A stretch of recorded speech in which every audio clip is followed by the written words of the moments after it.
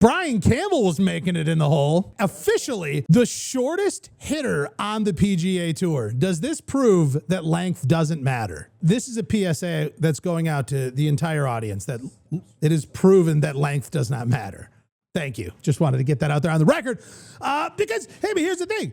We're talking about rolling the ball back. It's your up and down game. We're talking about distance being one of the biggest issues out there on tour, that these guys are outplaying these courses. And then you get a guy out of 171 tour players is ranked 171st in distance.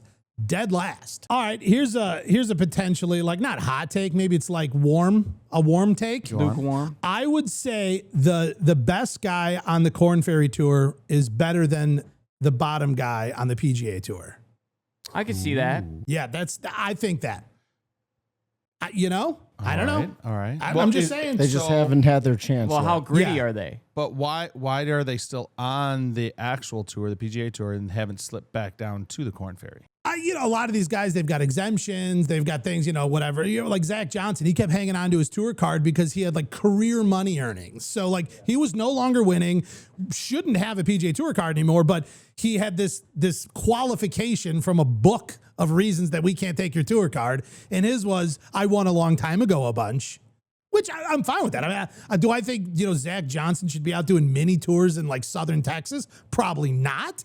Well, here's a question. Either way. Do we find that, like, when we have a week like this, when the names were not really stacked at the top, or like even Oakmont or something like that, when we were watching that, when the names aren't stacked at the top, do we find we aren't tuned in as much as when it's all the big names we know competing? A little bit. I like, definitely, I like to keep up with the tournament throughout the weekend. And then I'm in and out of like the app, seeing where everything's at. And if I'm seeing some names, it looks like it's coming down to it, it's getting exciting, I got to get the TV on. I want to at least see the last hour or two of the broadcast.